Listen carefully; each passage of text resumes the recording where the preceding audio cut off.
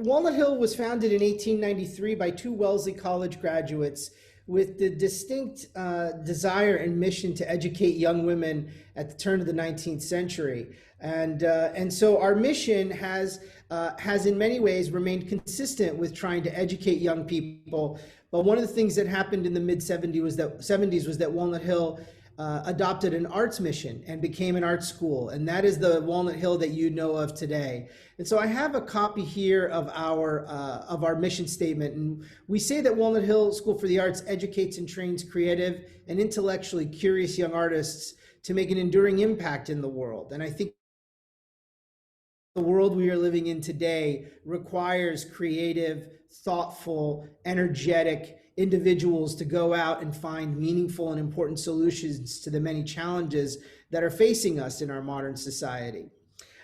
Walnut Hill is also guided by 5 key core values. We talk about these values as informing our work as a community. So every member of the Walnut Hill community, from our board of trustees to our newest 9th grader, understands that growth, community, respect, creativity, and excellence are important cornerstones of the work that we use, the words that we use to engage in the work that we do day in and day out. And I believe that one of the things that's really critical for viewers today, for our visitors today to know, is that we constantly come back to these values and we ask ourselves, how are we doing and how are we living up to these values? And in what ways are these values being challenged, especially during the time of COVID? And so I just want to share them with you as a point of reference, and knowing that we ask all members of our community to understand these are the words that and the ideas that inform and guide our work. I want to share a little bit of an idea of where I think we are in the state of education. Education has changed so much in the last 8 months. It has gone through a revolutionary upheaval across the country. All types of schools, public schools, private schools, and charter and parochial schools have all found themselves asking, what does it look like to educate young people in a world where we've moved almost entirely to a remote environment? And so schools have struggled with that. And we've been talking about this for a long time at Walnut Hill. In fact, the author Dan Pink talks about how there's a need for softer skills. In fact, the 18th century was the agricultural age, and that was when we were training young people to work in an agricultural age type environment. Think of farmers and young people working out in the fields. And in the 19th century, we shifted into a society that was preparing for factory workers. That was the industrial age, and the skills associated with the industrial age created schools that were there to try to prepare a workforce that was working in factories and as part of the Industrial Revolution. In the 20th century, we saw the influx of technology come into the way we think about the world we live in, the way we interact with the world. The internet, mobile technology has become ubiquitous. And so in the 20th century, we were thinking about knowledge workers and looking at the ways in which we could develop skills for that age and for that generation. However, we are now squarely into the 21st century, and this is what Dan Pink calls the conceptual age. These are concept workers, creators, and empathizers. These are skills of high touch, empathy, understanding the subtleties of the human interaction, finding joy in one's purpose. And there's also skills of high concept, which involve the capacity to detect patterns and opportunities, to combine different and maybe unconnected ideas together. And those are in many ways the skills we are watching unfold right now. Those are the ways in which young people will need to be prepared for a future that has become increasingly more conceptual. And I believe that ultimately that is what education provides. There was a great piece a few years back about if you want your children to survive the future, you should send them to art school. And what I love about this is that the question that the author asks is, can you imagine a world in which most jobs are obsolete? Now, what's unfortunate is that we have seen COVID decimate a variety of industries and change the nature of the workforce. And while the arts have been challenged throughout COVID, what I have found both uplifting and deeply powerful and moving is how the arts have not only survived during these last 8 months of COVID, but they've begun to adapt and thrive. In fact, humanity, and those of us here in the United States in particular, have relied on the arts, whether that's spending some time listening to good music, accessing performances and archival performances that have never been made public before, and creating new opportunities for individuals to access the arts through technology has been something we've watched happen. But what I think I share with this article are 5 key areas that I believe an arts education provides as a solid foundation for every young person who has the privilege to get an arts education through high school.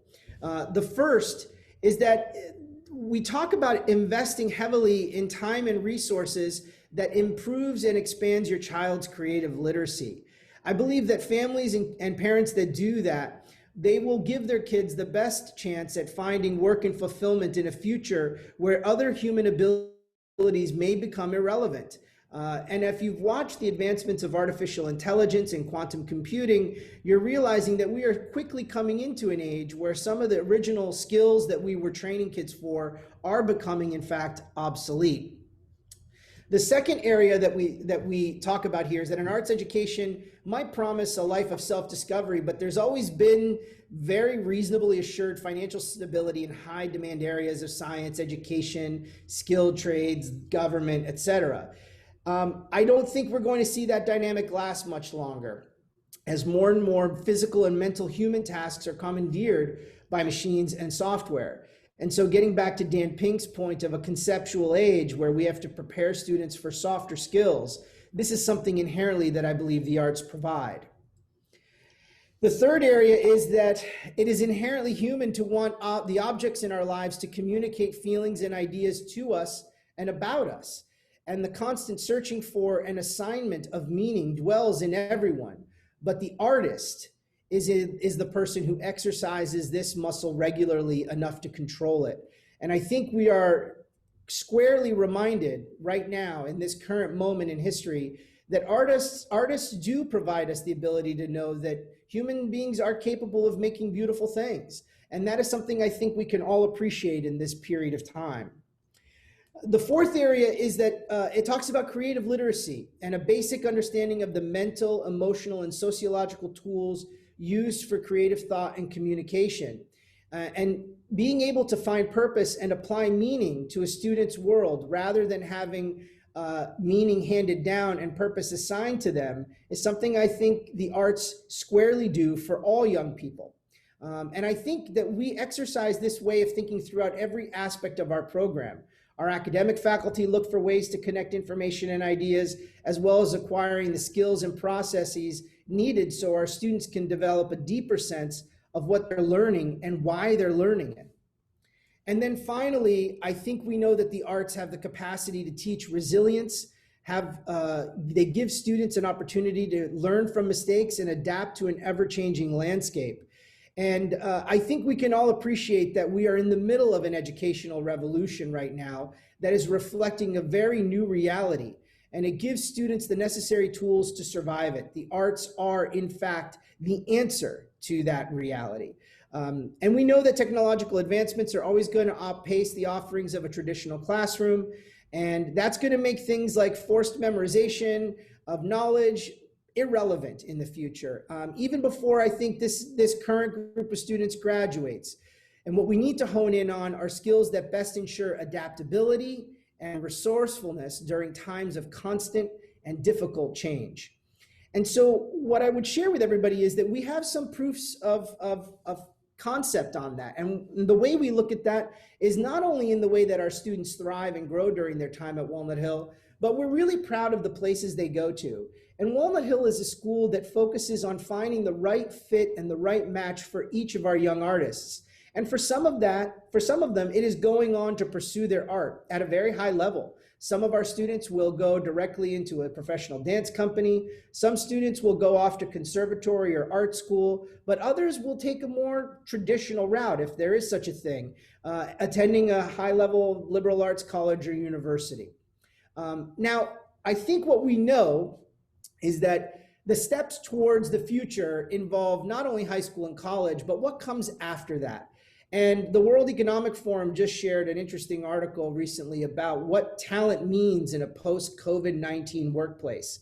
And the crux of the article talked about how we are seeing a shift in what the future may look like and the skills and attributes and qualities companies and employers are going to be looking for. And I think what you can see through this graph is that we are shifting away from a much more traditional, and I would argue dated paradigm, to one that I think is fundamentally focused on purpose, social responsibility, people, work, and skills, and looking forward, as well as having a generational view to what the work is that any particular company or organization may be involved in. So getting back to the solution for that, I believe that the solution to that is art school. And I think in this quote, if preparing your kids for a world in which hardworking, knowledgeable people are unemployed, frightened, then the author says he has some good news. There is a solution, and it doesn't involve tired, useless attempts at suppressing technology. Like most good solutions, it requires a trait that is distinctly human. And what he's talking about is creativity. Again, one of our key 5 core values. I will share with you that our alumni are a diverse group of individuals, and they come to us from all different parts of the United States and all over the world.